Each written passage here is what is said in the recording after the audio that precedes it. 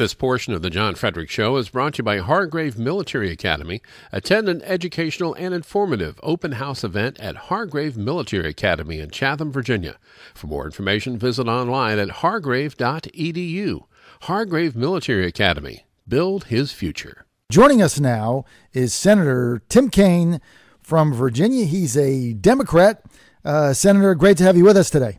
Hey, John, good to be back. Thanks. We just had Congressman Scott Ridgel on, and he lit into your majority leader, Harry Reid, Senator Kaine, and basically said that he was showing deplorable leadership, that he was not fit to serve, that he should not be the Senate majority leader, that some of the things that he was saying, some of the rhetoric was immoral, and that the fact that he tried to get a Senate bill passed over the weekend with no regards to cutting spending at all, as the country goes into, I guess, $18 trillion in debt.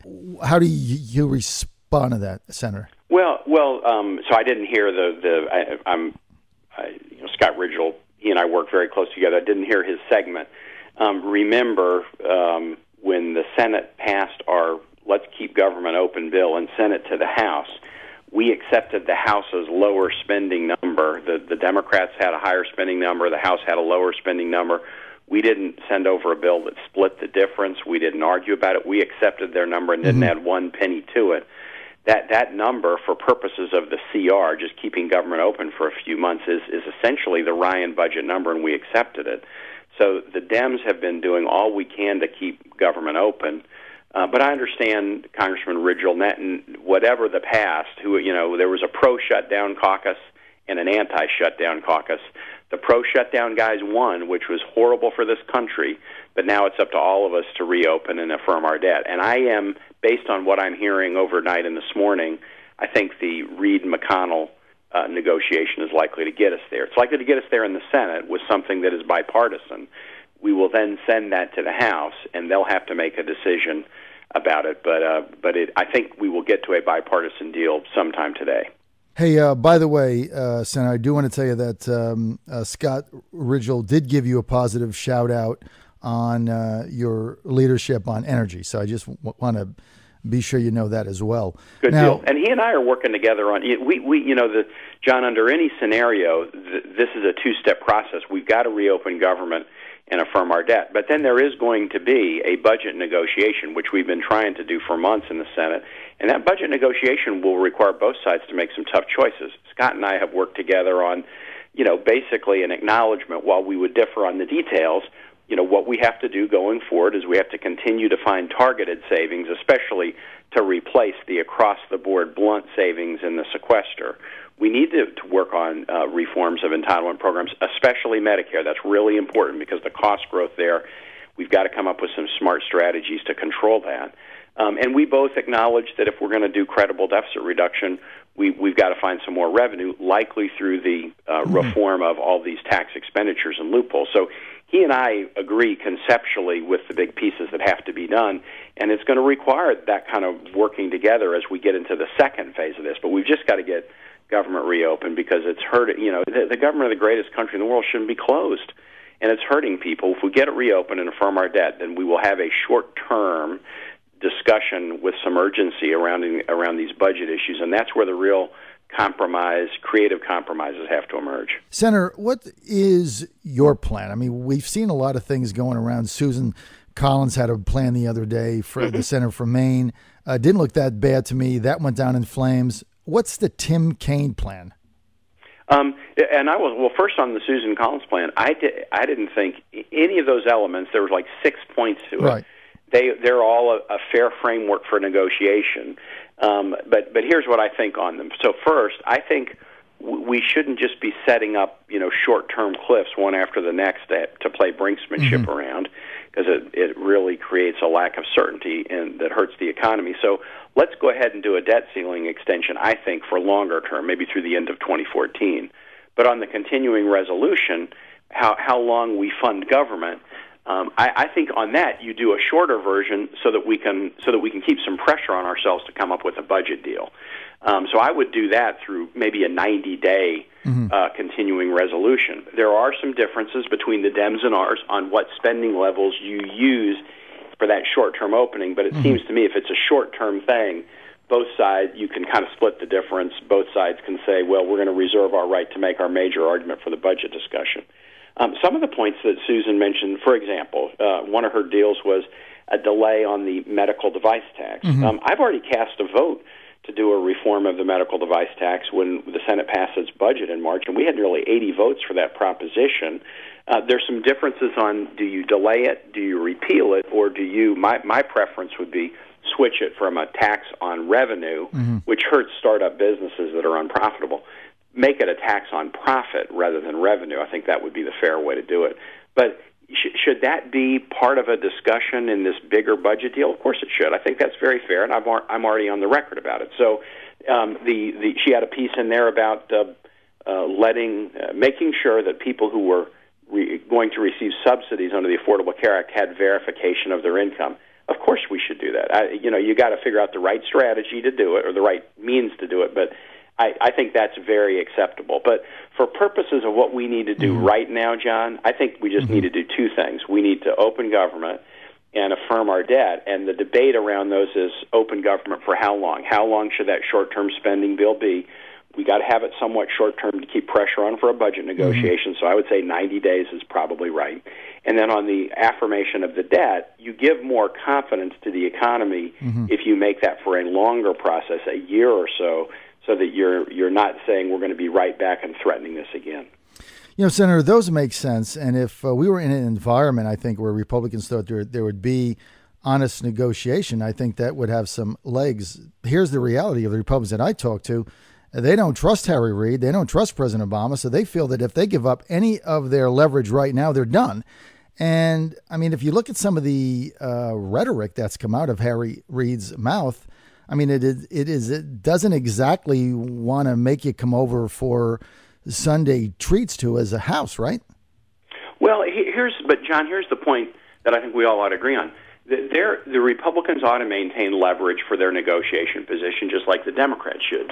But leverage shouldn't include we will close the government down and we will default on our debt in violation of the 14th Amendment of the Constitution. I mean, my experience is this. I served in local government in Richmond for 8 years. During my 7.5 years, 5 of my colleagues on the Richmond City Council were criminally prosecuted, 4 were convicted. It was a wild bunch at times. Never once, though, did anybody on my city council suggest if they didn't get their way, they were going to shut city government down. I was 8 years at the state level, and we had some challenging times. Toughest recession in 80 years when I was governor. I was lieutenant governor before that. But never once did anybody of any party say, well, if I don't get my way, I'm going to shut the government down. So we shouldn't be viewing the opening of or shutting of government or the honoring of American fiscal obligations as leverage. Here's the leverage the Republicans have and should use.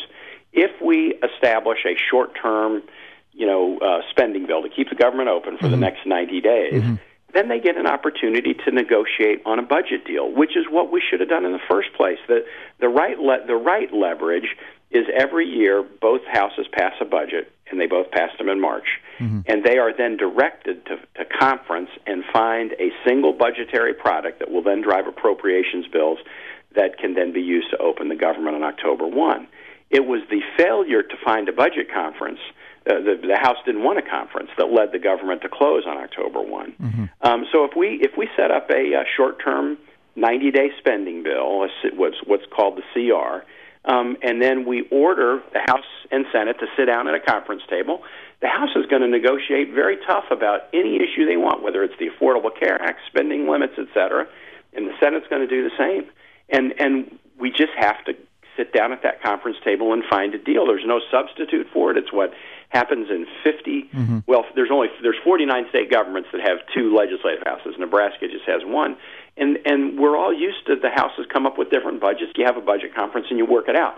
That's the appropriate place to have this debate and to kind of, stand firm and negotiate and give on some issues and not give on others. But leverage being defined as shutting down the government or defaulting on our debt, it offends my patriotic sensibilities.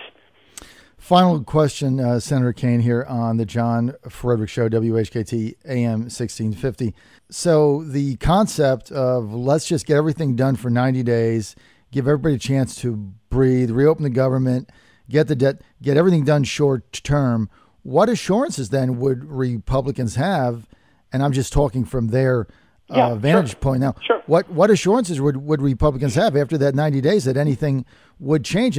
And a lot of this, Senator, is based on not your rhetoric. I mean, you're a very common sense, level-headed guy. But when you got Harry Reid getting up there talking about hostage takers and terrorists and things like that, right. I mean, that's just, how do you feel that you're going to get any negotiation? The R's don't have any assurances, but what assurances would the Democrats have going into a conference that the R's wouldn't, relish the thought of a shutdown again? The answer is neither side has assurances, but that's why you have a budget conference.